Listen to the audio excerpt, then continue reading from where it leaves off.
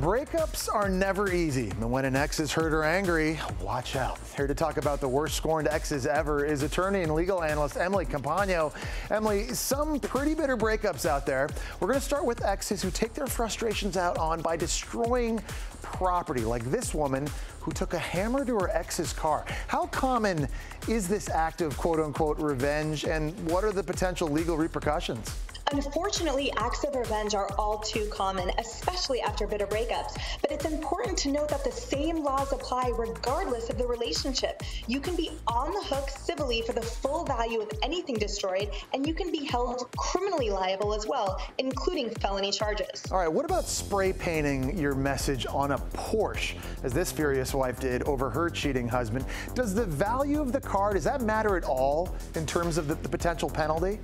Well, you're on the hook for any damage that you cause. And note, especially in the state of California, that if the value of something you've destroyed exceeds $250, that's a felony. But if the thing you've destroyed is a motor vehicle, then that is automatically a felony, which means a minimum of 1 year in jail, even if it's a tiny scratch. Wow, okay. Well, speaking of damage, when feelings ran hot for one scorned ex, she played with fire, literally. And this one, we need the sound up to appreciate. Gas. A lighter. This is what happens to cheats. Don't cheat on me or I will set your £120 shoes on fire. She set his Air Maxes on fire, Emily. It's obviously just a pair of sneakers, but could you actually get in trouble for doing something like that? Yes, you can. Look, the state wants to deter anyone from playing with fire. So arson is the willful and malicious burning or charring of property, regardless of value. Okay, speaking of flames and getting back at your ex, let's talk about the estranged wife of Swiss tycoon billionaire Maurice Amon, who he alleges took a blowtorch to a safe in their apartment and it ruined millions of dollars worth of art. Emily, what happened there? Right. According to the court papers Amon filed, his estranged wife misplaced her apartment key on a Saturday, and upon learning she would be unable to get the replacement until Monday, she took matters into her own hands. She assembled a team of people into the apartment who then blew a hole in the safe with a cutting torch, damaging all of the apartment's furniture and the majority of their expansive art collection in the process. Now, it remains to be seen what exactly she needed so desperately from that safe, but we do know she left one thing behind: her gold wedding band. That's potentially millions of dollars of art down the tube. Okay, let's now talk about the scorned wife who found out her ex-husband had slept with Tinder dates in her home.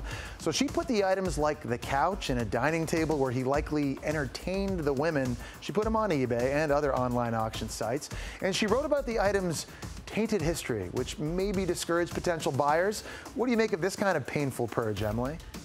Look, again, if it's community property, then he's entitled to half the income. If not, it could be larceny. But in my opinion, discouraging buyers just hurts and decreases the eventual income. Okay, finally, I want to talk about shaming your ex, like the woman who rented billboard space to put up an ad outing her cheating husband, Paul. The billboard stopped traffic and the message went absolutely viral. Are there any legal harm, though? Is there any legal issue when you do something like this, though? Look, he can argue that those billboards are defamation, but remember, truth is a defense to defamation, meaning that if what is printed is true, then it is not defamation, and therefore, she actually is in the right here. Okay, what about the poster that a scorned ex put up, though, likening her ex-boyfriend to a dog? I mean, we obviously get that he was in the doghouse, but is there a potential repercussion for that type of shaming?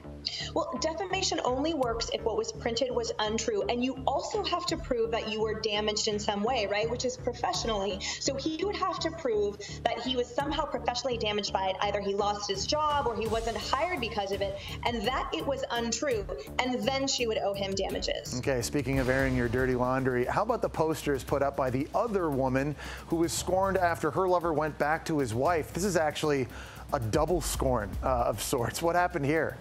Right. So after an alleged 8-year affair with former Obama aide Charles Phillips, after which he went back to his wife, scorn lover Yvonne Wilkins spent $250,000 on billboard-sized posters throughout 3 major metropolitan cities, including Times Square, where she put up posters of the two of them in romantic photographs and even dedicated a website to their vacation photos. It included phrases that he had told her of his undying love. Now, he was forced to admit publicly that he had engaged in the affair.